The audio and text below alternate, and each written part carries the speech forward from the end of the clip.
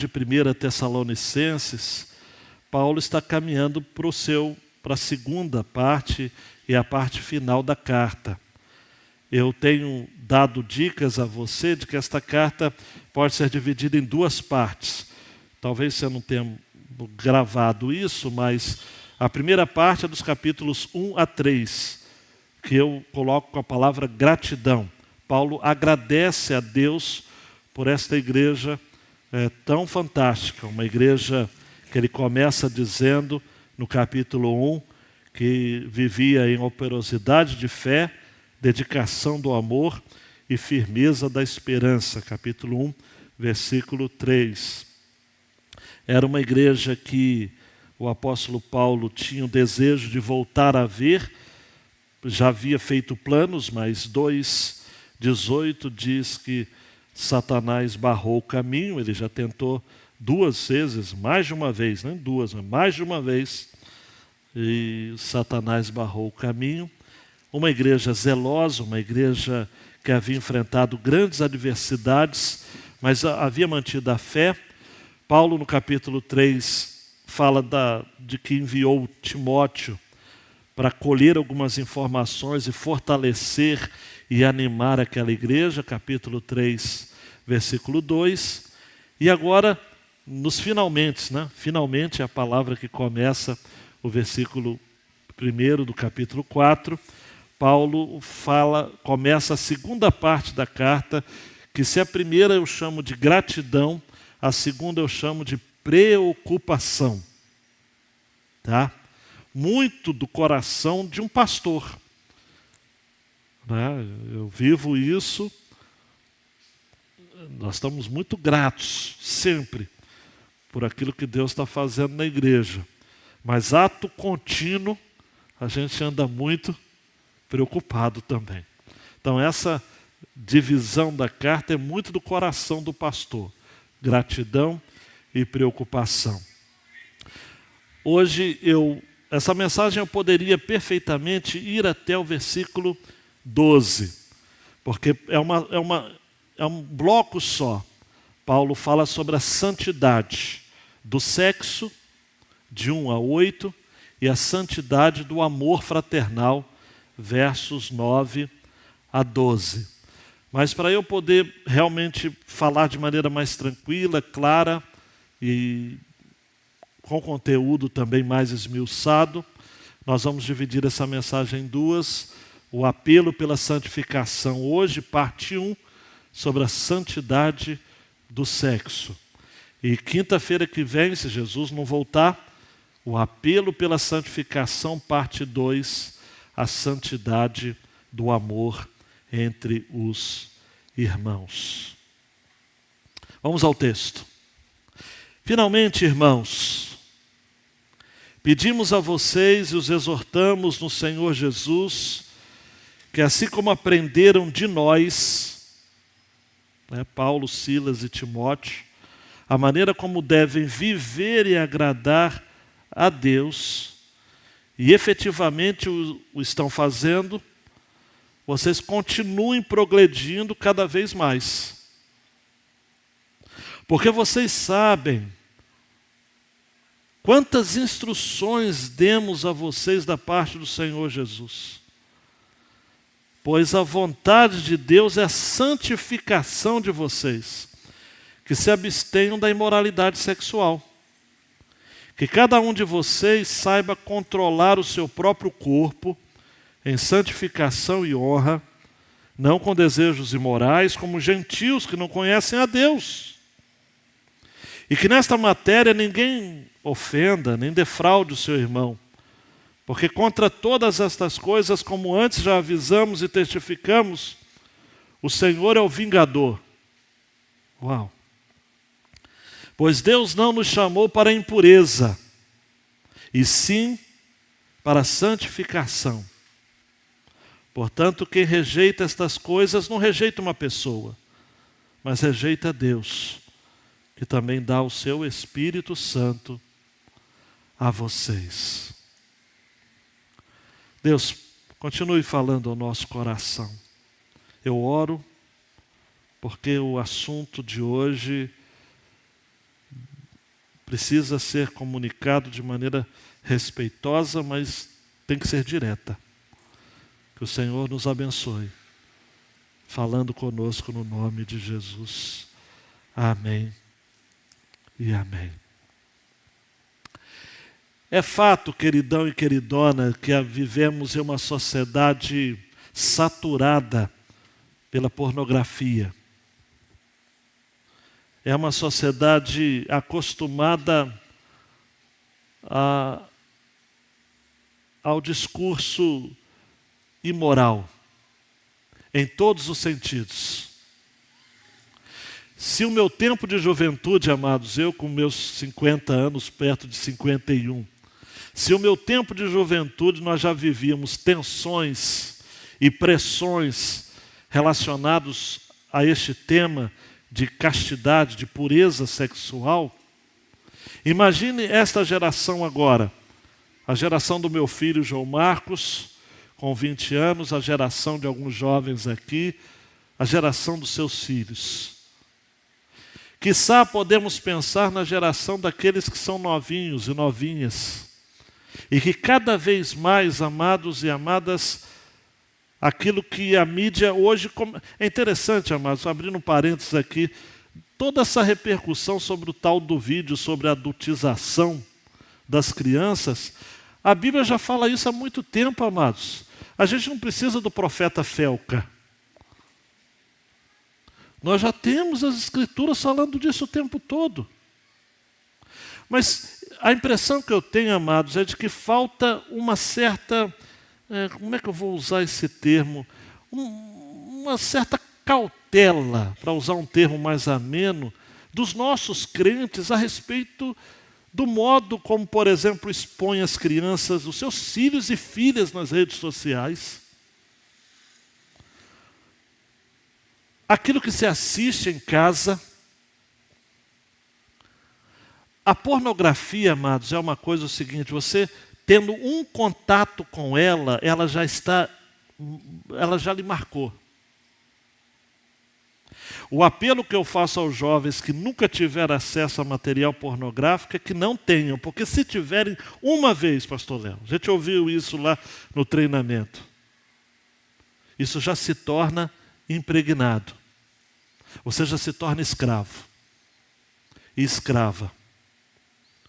Eu li recentemente, hoje reli só para trazer para vocês, um artigo da Christian Today, em português, dizendo o seguinte: mais cristãos estão assistindo a pornografia. Até aí você está falando, mas pastor, mas o pior vem aí. E menos cristãos acham que pornografia é pecado. A articulista fez um artigo em cima de uma série de estatísticas para dizer que, preste atenção aqui, o consumo de pornografia continuou a crescer ao longo da última década, especialmente entre os jovens, que são expostos a imagens explícitas mais cedo do que nunca. No entanto, contexto americano, amados, mas eu ouso a dizer que isso não é muito diferente nos nossos arraiais. A maioria dos americanos hoje não vê a pornografia como algo nocivo para a sociedade. E muitos cristãos dizem que não estão preocupados com seus efeitos. Um relatório novo, divulgado por Barna e Power Desire, um ministério para pessoas com vícios em pornografia. Pesquisadores descobriram que 61% dos americanos dizem que assistem a pornografia, pelo menos ocasionalmente. Em 2015, eram 55%. Outro dado, mais mulheres estão assistindo a pornografia do que no passado. Hoje, 44%, antes, 39%. Mas ao longo do artigo, que eu não vou estar dissecando aqui para vocês, o que nos assusta é saber que uma porcentagem considerável de cristãos americanos acham que a pornografia não é algo tão sério assim. Por isso essa mensagem de hoje se justifica. Porque quando a gente fala de santificação, e esse texto vai falar de santificação ao menos 3 vezes, o que Deus quer de nós, a santificação. Versículo 3, qual é a vontade de Deus? É a santificação. Versículo 4, que cada um saiba controlar o seu próprio corpo, e há uma variação de versão aqui que eu vou explicar daqui a pouco, em que? Em santificação e honra. Versículo 7, Deus não nos chamou para a impureza, mas nos chamou para a santificação. Dando um clique, Max, eu quero destacar esta frase de um puritano chamado Thomas Watson, do século XVII, que diz assim: a santificação desenha o mapa do céu no coração do crente. Mapa do céu. O que ele quis dizer com isso? Ele quis dizer que à medida, José, que a pessoa se torna mais santa, essa jornada espiritual interior é, na verdade, um roteiro, um mapa que leva em direção ao céu. Em isso, ficando claro na sua mente, existem algumas verdades rápidas que eu quero salientar. Primeiro, o céu não é apenas um lugar, mas é um estado de santidade e de comunhão com Deus. Desenhar o mapa do céu no coração é o mesmo que dizer de que nós um dia vamos estar livres, amados e amadas, dessa luta que travamos por conta da presença do pecado. Nós, ou a maioria de nós que estamos aqui nesta noite, que não estamos mais debaixo do poder do pecado, já não estamos mais debaixo do prazer do pecado, mas, veja se a pessoa está viva do seu lado, estamos ainda sob a presença do pecado. É uma luta atroz, amados. E é uma luta de todo mundo. É luta de pastor, é luta de diácono, é luta de crente novo, é luta de crente velho, é luta de jovem, é luta de criança. Cada vez mais. Crianças. Quando não por pornografia explícita de imagens, uma pornografia através de romances, de livros, para o público infanto-juvenil. Numa dessas minhas conferências, um pastor disse para mim: Ezequias, minha filha, eu tinha pregado acho que 1 ou 2 vezes, e uma menina adolescente, filha do pastor, demonstrou o desejo de falar comigo. E esse pastor disse o seguinte: a minha filha quer compartilhar algo com você. Aí você imagina o drama de ter de lidar em um mundo assim. Nessa disciplina, uma das disciplinas atuais do meu mestrado é a Bíblia e os problemas morais. Foi dito, por exemplo, numa aula online, síncrona que tivemos, alguém disse acerca do testemunho de uma menina. E disse: olha, todas as meninas da minha classe tiveram ao menos uma experiência amorosa com uma outra menina. O lema agora é experimentar para ver se vai gostar.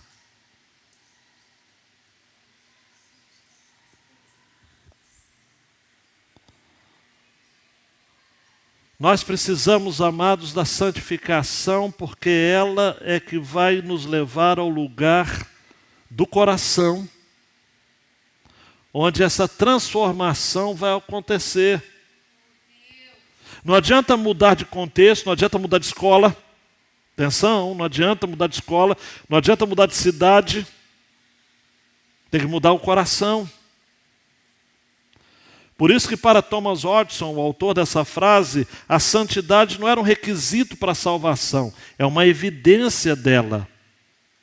A vida de um cristão salvo pela graça demonstra um desejo crescente por ser mais santo. A cada dia. Queridão, queridona, eu não quero cansá-los, mas esta carta escrita a Tessalônica e esse trecho aqui é relevante, porque Tessalônica era uma das principais cidades gregas do seu tempo. E, amados, aquilo que acontecia neste tempo entre os romanos e os gregos, amados, no que diz respeito à podridão sexual, amados, só Deus que não duvida. Um historiador mesmo destacou que todos os imperadores romanos eram homossexuais, salvo um,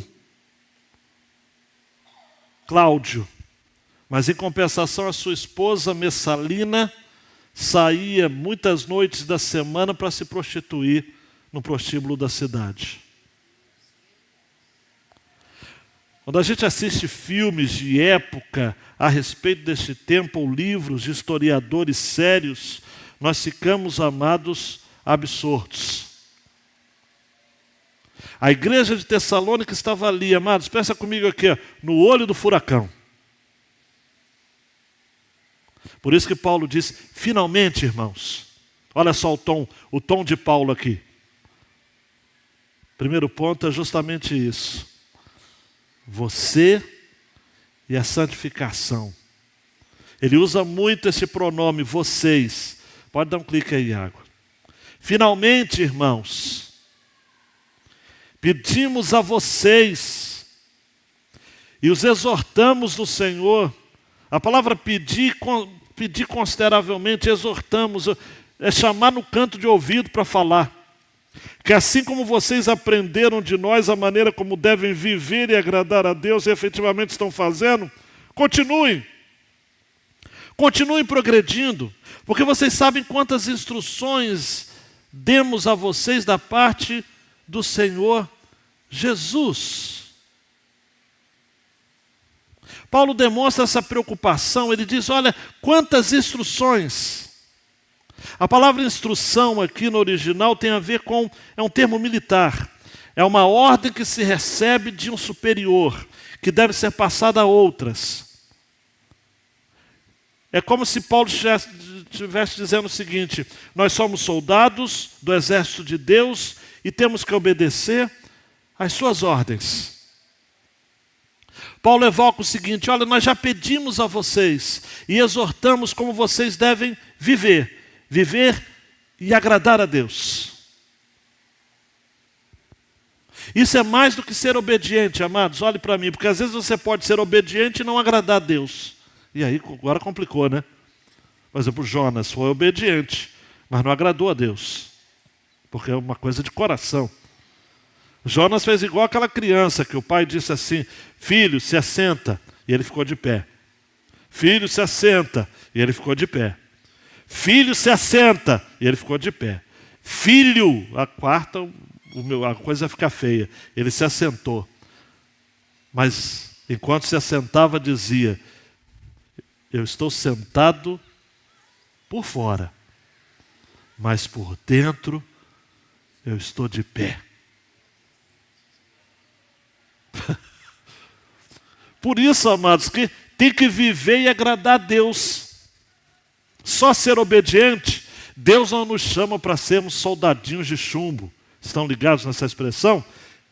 Fazendo as coisas mecanicamente. Tem gente que, Heitor, segue a vida cristã como um soldadinho de chumbo. Deus quer o seu coração. Deus quer o seu coração. Aos Coríntios, Paulo disse, 1 Coríntios 6,18, fujam da imoralidade sexual.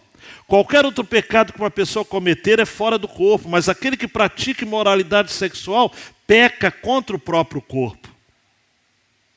Santificação tem a ver com progresso. Eu quero que vocês continuem progredindo. Amados, no dia que estivermos diante do Senhor na eternidade, Jesus disse isso, nem todo que me diz Senhor, Senhor, Mateus 7, 21, entrará no reino dos céus, mas aquele que faz a vontade do meu Pai que está nos céus. Pare de fazer definições e resoluções para a sua vida e comece a praticar. Para que o seu progresso, como Paulo disse a Timóteo, 1 Timóteo 4,15, seja visto por todos. J.C. Ryle, num clássico sobre santidade, um bispo inglês, disse o seguinte, no século XVIII, o homem que professa ser um verdadeiro crente, enquanto se contenta com baixíssimo grau de santificação, se é que tem algum, e que friamente diz que nada pode fazer, exibe um quadro lamentável, além de ser um homem muito ignorante. O texto é claro, amados, eu nem vou ficar explicando muito porque ele é autoinstrutivo.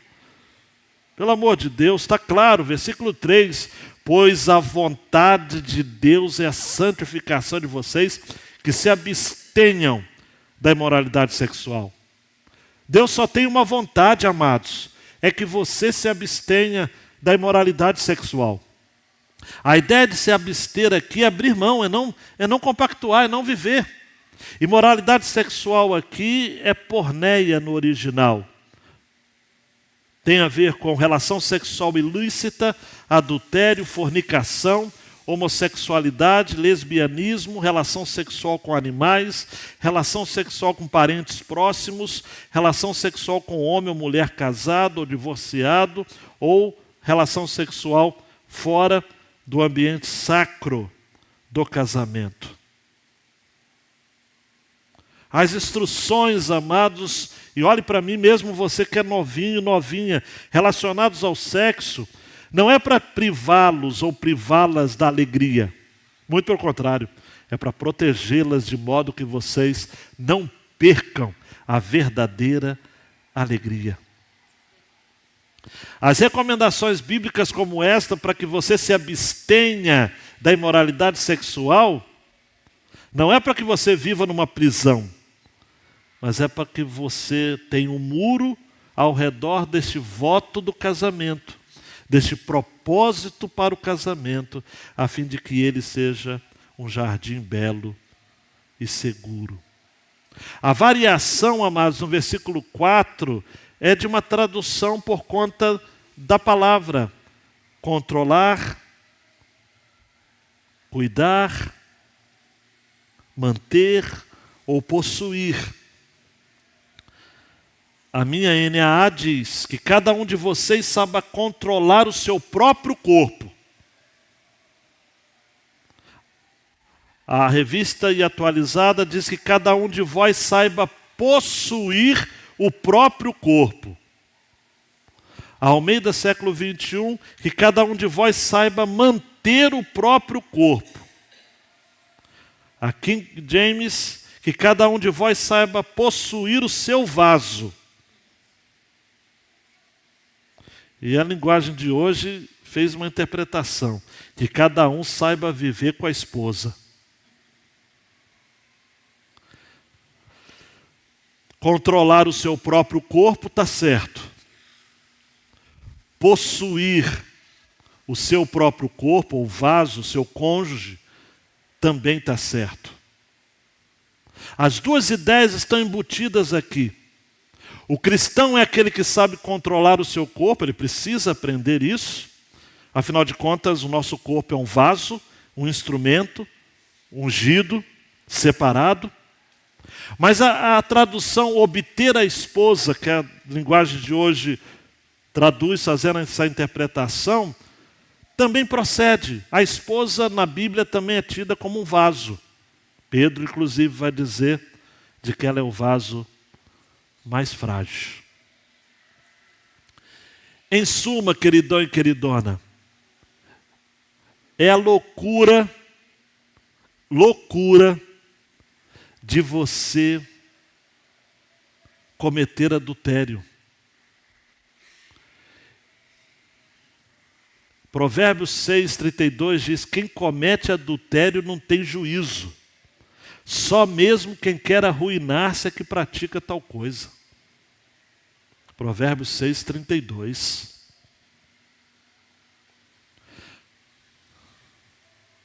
Deus não quer, amados, que desfrutemos dos desejos que Ele mesmo criou para nós, fora do ambiente que Ele mesmo criou, que é o casamento. E isso está valendo ainda, viu, gente? Atenção, ainda é pecado ter sexo fora do casamento e ainda é pecado não ter sexo dentro do casamento. Também está embutido. Por quê? Paulo diz, a vontade de Deus é a santificação de vocês, que vocês se abstenham, abram mão da imoralidade sexual. Paulo diz mais, versículo 4, já disse a tradução cheia de detalhes, saiba controlar o seu corpo, ou saiba possuir o seu corpo, ou saiba possuir a sua esposa em santificação e honra. 5, não com desejos imorais, como gentios que não conhecem a Deus, gente. Olhe para mim, amados, a palavra original é luxúria, desejo pelo que é proibido. Queridão, queridona, desfrute desenfreado de desejos imorais é prerrogativa de quem não conhece a Deus. Só quem não conhece a Deus. Só quem não teme a Deus. Só quem não teme a Deus. Por isso que caminhando para a segunda porção, parece muito junto, Deus e a sua santificação, porque o foco agora a partir do versículo 6, é aquilo que Deus tem de ideal mesmo, de convite a você. Aí já não tem mais os pronomes, tem mais uma vez só, né? Vocês, mas há uma ênfase muito interessante que eu vejo aqui, que nessa matéria, diz o texto, ninguém ofenda nem defraude seu irmão, porque contra todas essas coisas, como antes já avisamos e testificamos, o Senhor é vingador. Olha para mim, amados. O Senhor é vingador. Isto é, não há ninguém que tenha uma vida sexual desenfreada que não tenha consequências. Isso inclui doenças sexualmente transmissíveis, isso inclui fragilidades da alma, isso inclui desdobramentos para a sua vida em todos os sentidos, para o futuro. Isso inclui compartilhamento de aliança espiritual mediada por demônios. O Senhor é vingador. Eu olhei esse texto, reli, eu já conhecia, mas eu falei, gente, o Senhor é vingador. Me lembrei de Naum 1:2. O Senhor é Deus zeloso e vingador. O Senhor é vingador e cheio de ira. O Senhor toma vingança contra os seus adversários e reserva indignação para os seus inimigos. Então, quando você defrauda o seu irmão, quando você é desonesto em relação a ele, o ofende, e são termos muito próprios relacionados a prejuízo financeiro mesmo. É quando você tira a vantagem da outra pessoa sexualmente, de modo libidinoso e provocativo. Isso inclui o modo como você se veste, o modo como você articula uma conversa, sobretudo nas redes sociais. Tristemente, amados, acompanhei, não de perto, mas acompanhei o caso de um pastor que se envolveu com uma pessoa da igreja. Recentemente, eu estou lidando com uma questão mais de próximo. Mas esse era mais distante, mas um caso, amados, que o Senhor é vingador. Porque numa dessas conversas, ele se esqueceu de que ele não estava na sua conta pessoal. Pasmos, amados, ele estava na conta da igreja. E a pessoa com quem ele estava conversando printou. Cobrou para que houvesse uma atitude por parte da igreja e ameaçou colocar nos telões da igreja, em pleno culto de domingo, o teor das conversas. O Senhor é vingador. Deus não tem, amados e amadas, nenhum compromisso com a impureza. Deus vai com você, amados, até o final, se o seu coração estiver disposto a ser santo. Só que o que você precisa entender, deixa eu só pedir a sua atenção aqui. A conversão é um milagre de Deus instantâneo. Pedro, você se converteu, você foi convertido. É um milagre, pá! Agora, a santificação é um milagre que dura uma vida inteira.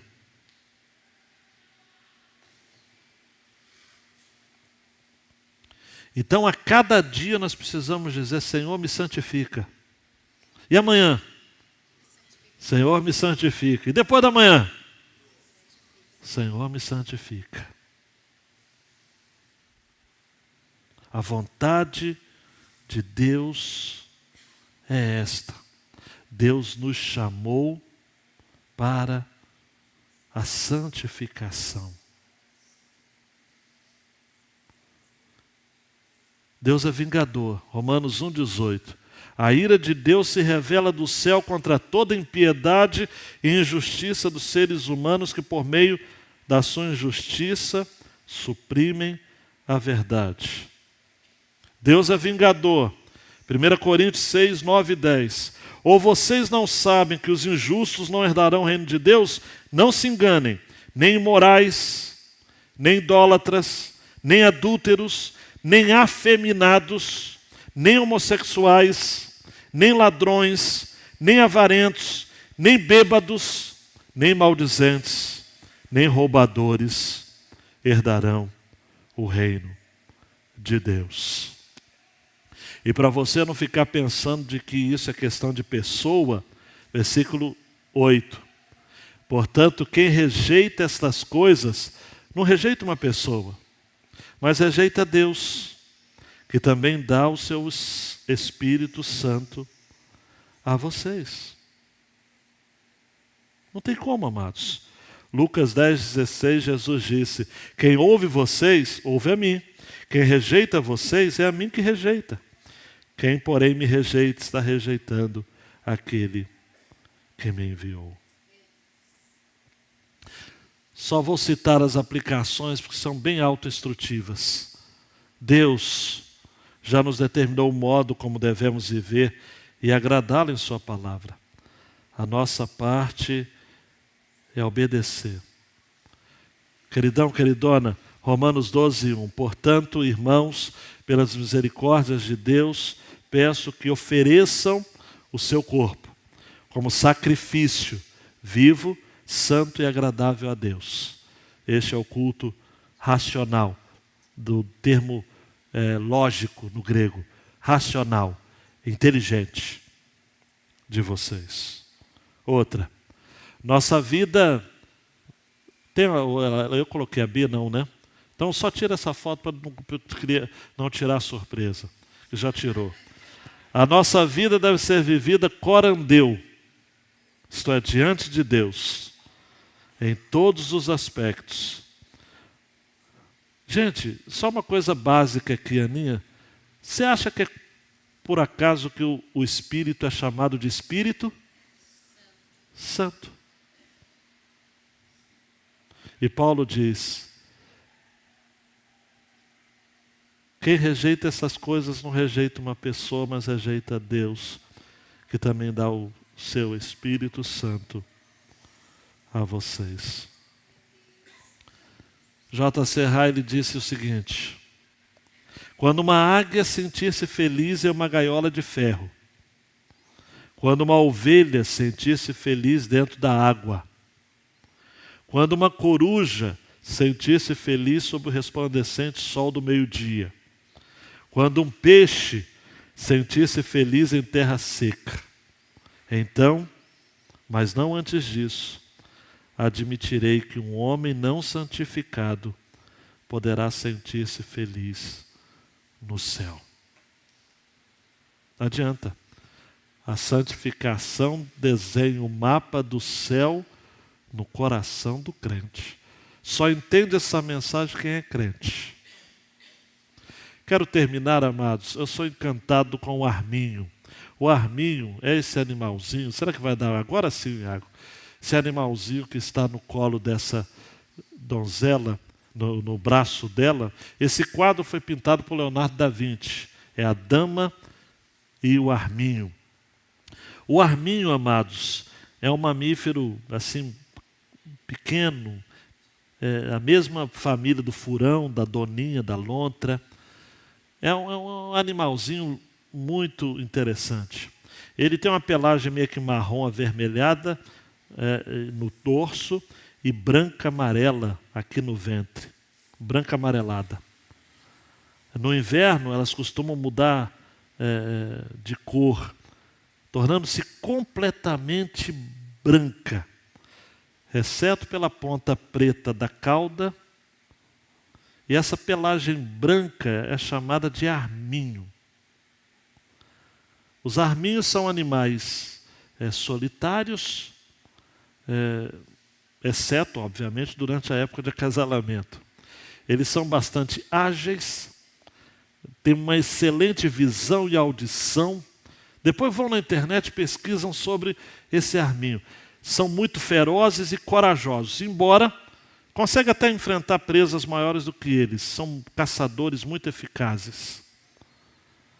Mas se tornou lendária, amados, o fato que se conta de que o arminho é um animal tão limpo, Margarida, que a estratégia dos caçadores para pegá-lo é jogar lama na pelagem branca e imaculada deles. E o arminho, que se torna símbolo então de pureza, de integridade e de virtude e nobreza, é justamente porque se popularizou de que quando o arminho vê lama na sua pelagem, ele para e se entrega. Daí popularizou-se na Idade Média a seguinte expressão: prefiro morrer a ser desonrado. Por isso que esse quadro, a Dama com o Arminho, foi pintado por Leonardo da Vinci para homenagear um duque e a pureza e a inocência de sua mulher. Mas, independente da lenda, eu só quero destacar isso. Eu prefiro morrer do que ficar desonrado. Que esse seja o nosso lema. Eu prefiro morrer do que viver no pecado. Gente, a melhor coisa que tem na vida, pode prosseguir, deixar na última tela, é não ousar ultrapassar um limite. Eu conheço pessoas que ultrapassaram o limite da pureza no casamento, ou na pureza do corpo antes do casamento, e que até hoje, amados, até hoje, sofrem. São, sabe, agonizados. São visitados por sonhos, por lembranças terríveis. Então abaixe sua cabeça agora. Vamos orar. Você que está com o seu copo aí, deixa aí do lado para não ficar fazendo esse barulho, para que todos estejam em silêncio agora.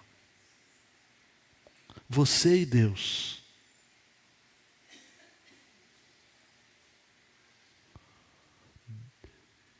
Você consegue entender que Deus quer um pacto seu nesse último minuto do culto? De uma forma clara, você ouviu essa mensagem. Então, de maneira igualmente clara, você vai fazer um voto diante de Deus. E mesmo você que já pecou sexualmente, estando solteiro ou estando casado, quer agora que o Senhor esteja lhe dando não uma nova chance, é mais do que isso, é lhe tornando puro novamente. Porque a palavra de Deus diz, se confessarmos, 1 João 9, se confessarmos os nossos pecados, Ele é fiel e justo para nos perdoar e nos purificar de toda impureza.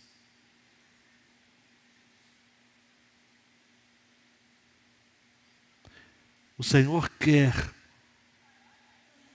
nesta noite, lhe tornar puro novamente. Se você tem pecado com pensamento, se você tem pecado no acesso à pornografia, à leitura de obras pornográficas, ou tem se permitido participar de rodas de escarnecedores, o Senhor quer você puro. O Senhor quer você pura. Esse é o recado direto do coração de Deus para o seu coração nesta noite. Deus, faça isso. Faça uma obra completa, de dentro para fora, do íntimo, daquilo que é mais próprio do coração humano, para que haja mudança em nós, em cada um de nós. Faça isso, Deus, em o nome do Senhor Jesus. Amém. E amém.